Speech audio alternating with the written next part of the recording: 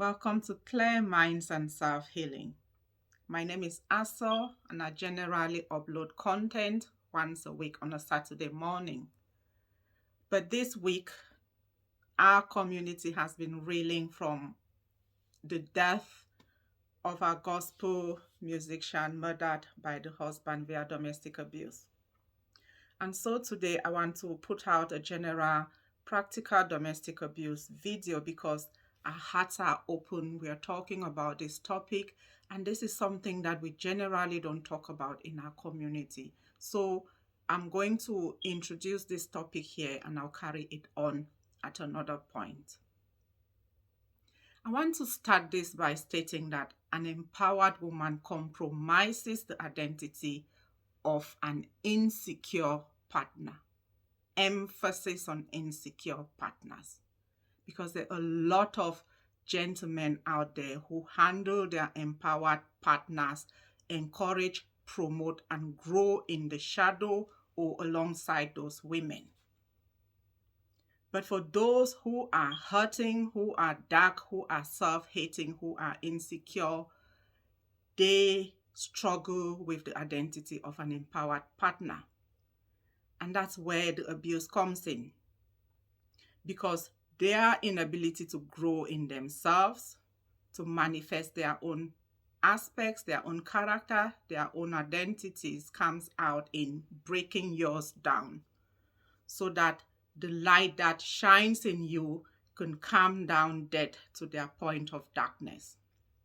They are unable to grow out of their gutters, so they chop you down to their dark levels.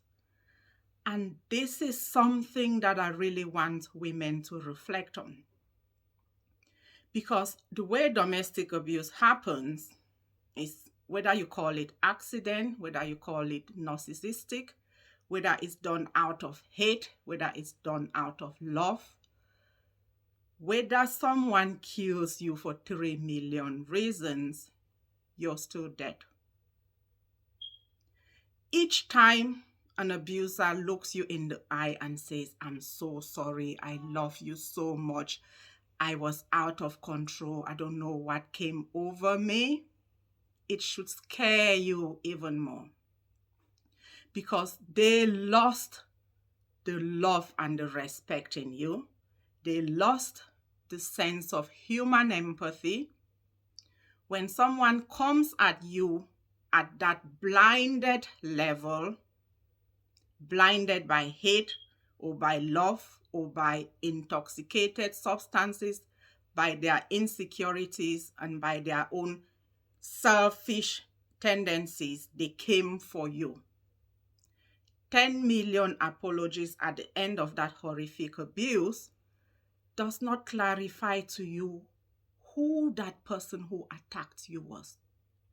Was that a lover? Was that a stranger?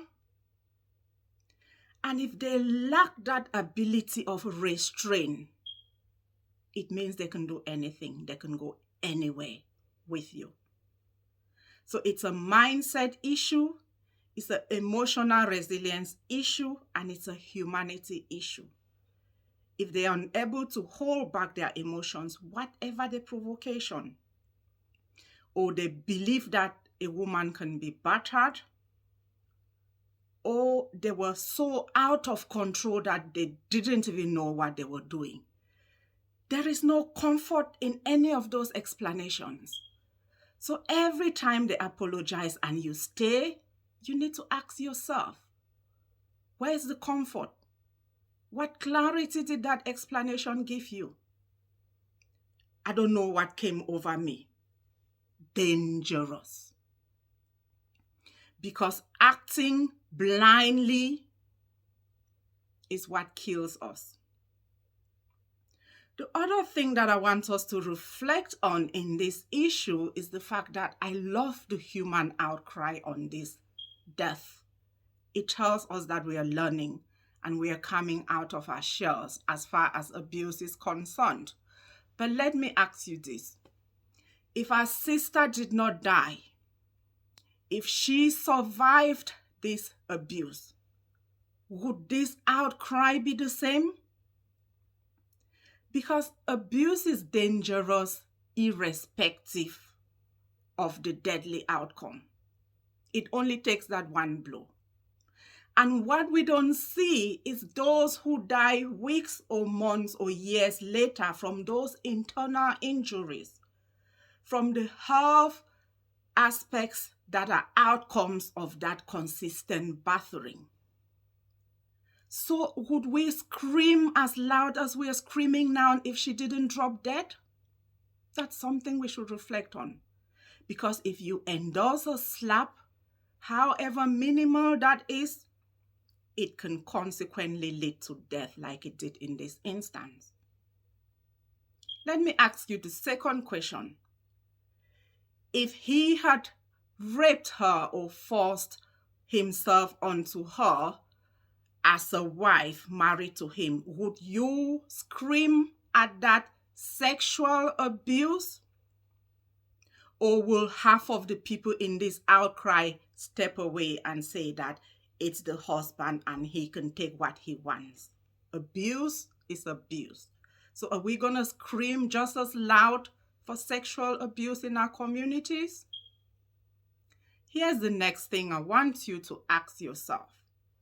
If he had cleaned her bank accounts empty and choked her out of the house with the children, would we be screaming this loud as a dead corpse in our hands? Because that is financial abuse for you.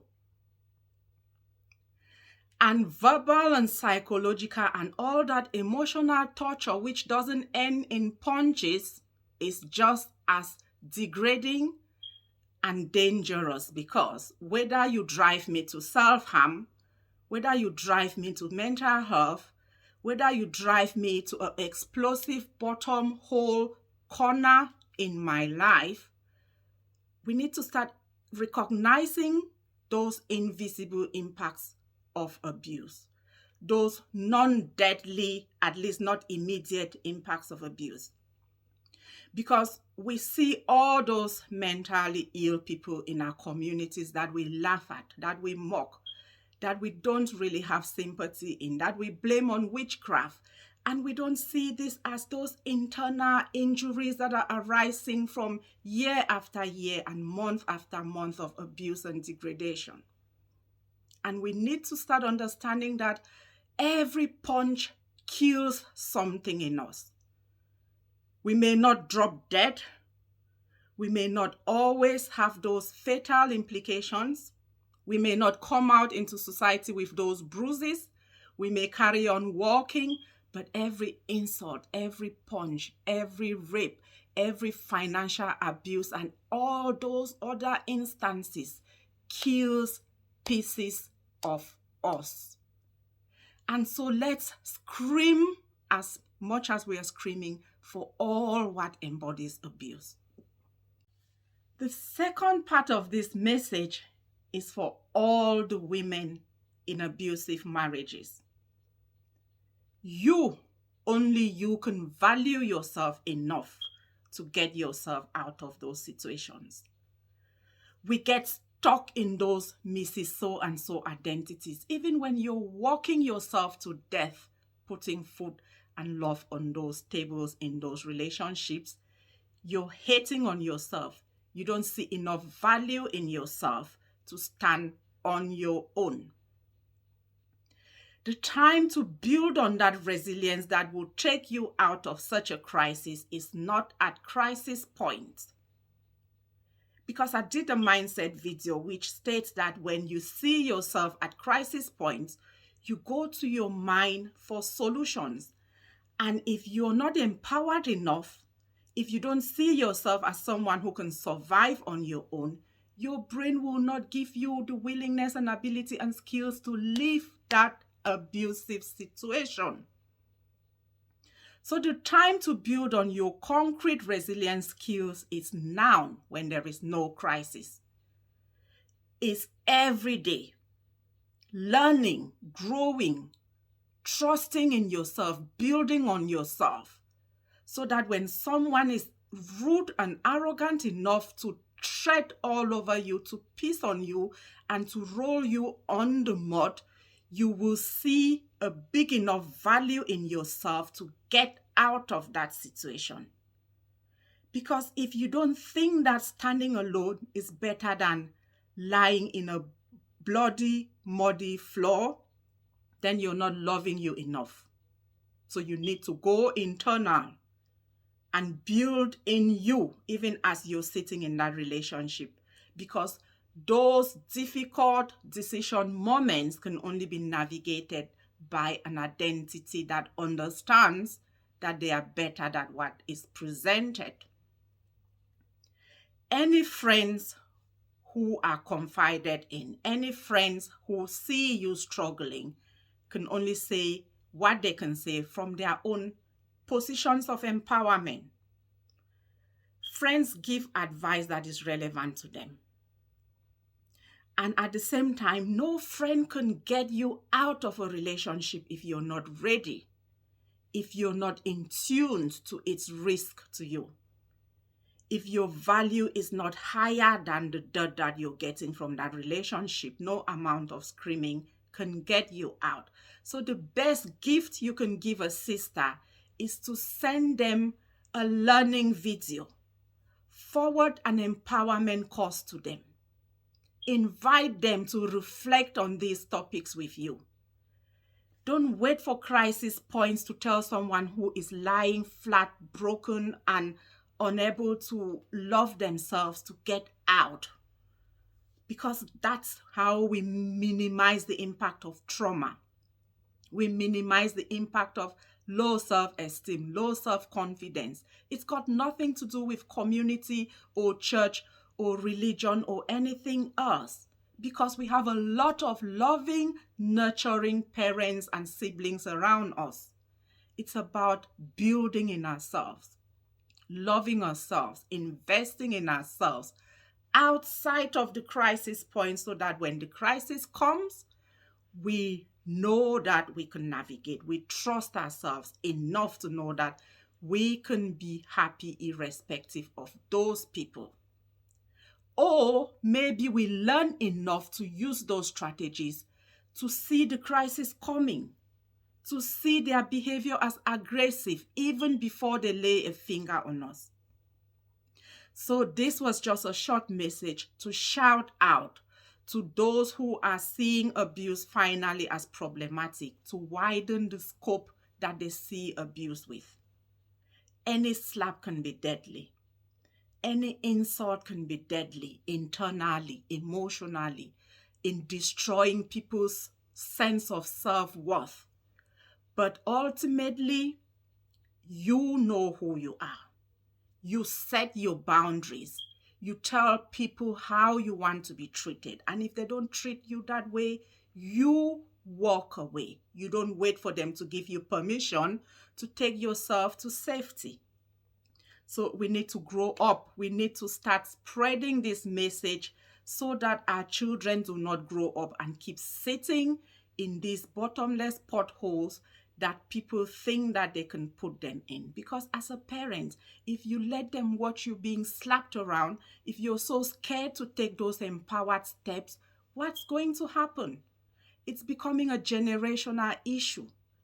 And for those who go out and give a beer to those people who have just battered their wives, sit in a bar and giggle, endorse their friendship, welcome them to your homes and fellowship with your children, what message are you sending to these people? Building on their social standing, failing to challenge, failing to tell them that I will not be best mates with someone who batters a woman to death. We all have a social responsibility. Even as we are screaming at our sisters to stand up, we have to pick the people that we socialize with. We have to dish those social lessons. When you tell those people around you who are beating on their wives that I will not carry on drinking and contributing to these beers that potentially increase the punch on them. What are we doing? It may not be the society's responsibility to get the people out of those homes, but we do certainly contribute when we giggle and laugh and hug them as if we don't know what is going on behind their closed doors. Let's all stand up. But most importantly, you women, we need to start cracking out of those beliefs that say that you must supporte, you must endure. It's a to death do us path matter. No, it isn't. Love me enough and we go the whole way, but beat and spit on me and it ends today. And I think that's the mentality that everyone needs to build for themselves.